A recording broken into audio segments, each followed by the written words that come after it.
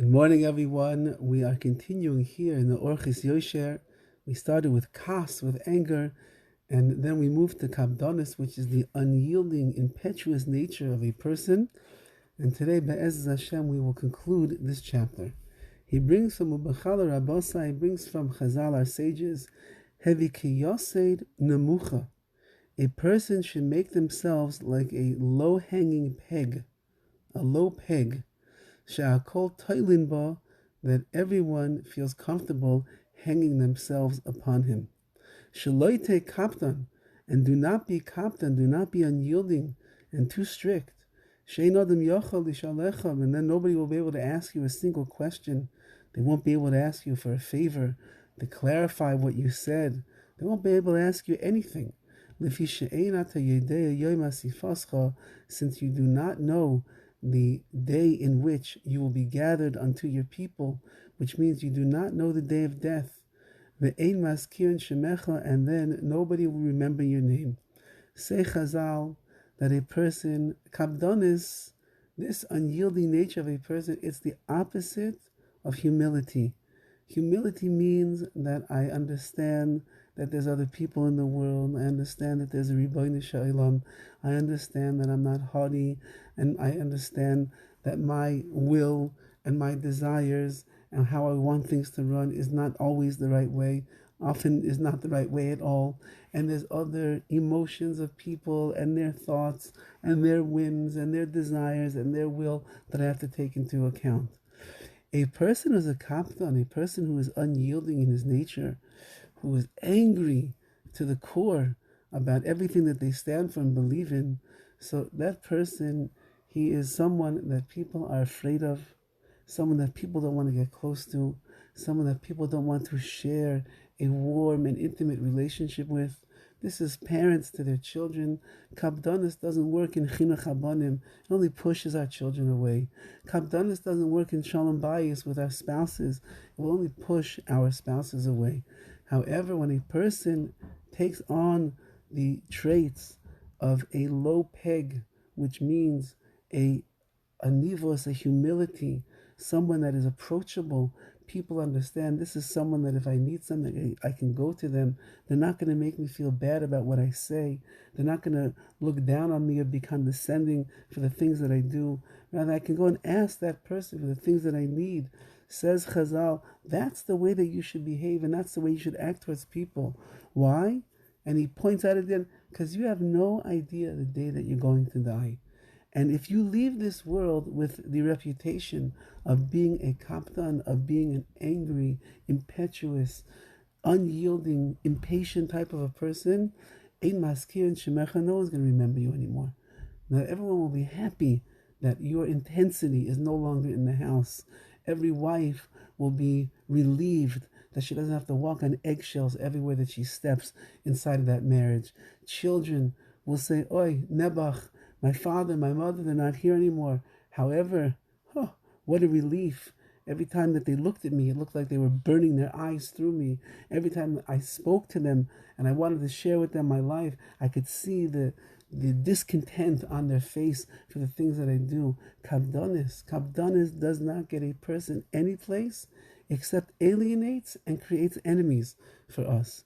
But if we're a low peg, which means anybody can hang their wares on us, they can hang their problems on us, they can hang their opinions on us, they can hang their life on us, because we're humble enough to recognize that there's another 8 billion people in the world besides us, each one with their own nefesh, their own neshama, their own soul, their own personality, their own strengths, their own faults, their own opinions, their own approach to life.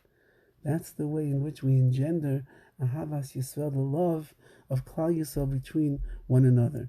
And then he writes, V'sham, it says, Amar Abba Eliyahu Zachar L'Toiv, Eliyahu Novi, the great prophet Elijah said over, La'oila min ha'Torah mispareshes ela l'mi she'eino kaptan. The Torah is not going to be revealed except to a person who is not a kaptan. Yeah, only when you are easygoing, only when you are in control of your kas, of your anger, only when you are open to understand other people and other things, and you are not going to be unyielding in that nature, To such a person, and only to such a person, is the Torah going to be revealed. Also in one's learning, if you are certain that you are right, you can't listen to a chavrusa, to a study partner. If you go to a shir and you don't like what the rabbi says because you're convinced that you're right, you can't hear the emes of Torah. You learned a little bit. This great Talmud Chacham, this sage, has been learning 30, 40, 50 years of his life. You don't agree with what he said. You don't like what he said. But he could be 100,000% most likely he is right, and your mind, the way that it works, and your experiences in life, and the things that you're involved with that are not Torah-dic, it influences you to think in a certain way. And a kaptan, someone who's unyielding, he just can't hear the truth. So the Torah is only going to be revealed to someone who's not a kaptan, who is not unyielding. Says the Chazal further, Ashrei Misha Pagaboy.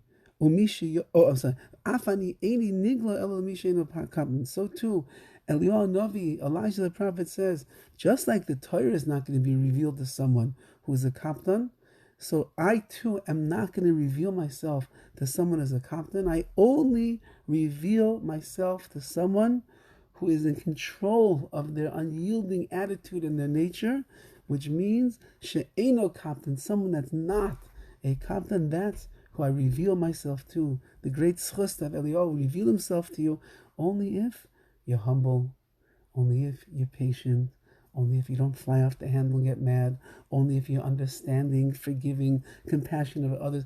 Then Eliyahu will reveal himself. He could reveal himself to you, but not if you're a kaptan, which I guess explains why we haven't had too many sightings of Eliyahu Navi in these generations.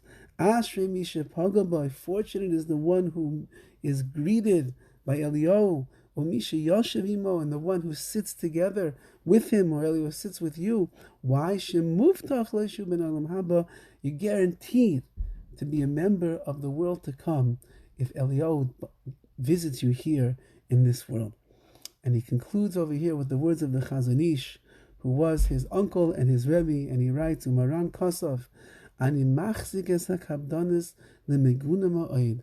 The Chazon Ish said, I consider this trait of kabdonis, of being this unyielding, impatient, angry, disgruntled type of a person, lemeguna ma'od, it is extremely disgraceful. If you want to disgrace yourself, very simple. Just walk around and be a kaptan. Trust me, people will stay away from you. They'll talk about you behind your back. They'll make faces about you. Yeah, maybe it's all Lashon Hara that they're saying. It's true. And that's what a kaptan would say. Oh, they're speaking Lashon Hara about me. It's true. But guess what? You brought it upon yourself.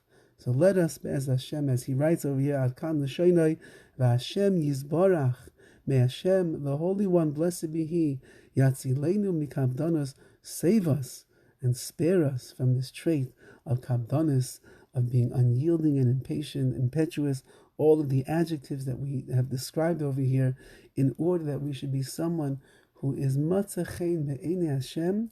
We find favor in the eyes of Hashem, and we find favor in the eyes of the people around us. Mazel tov on the completion of this chapter. Be'ez Hashem, starting on Sunday, we'll start a new chapter, and tomorrow, Be'ez Hashem, will be our Dvar Torah on the Parsha. All the best.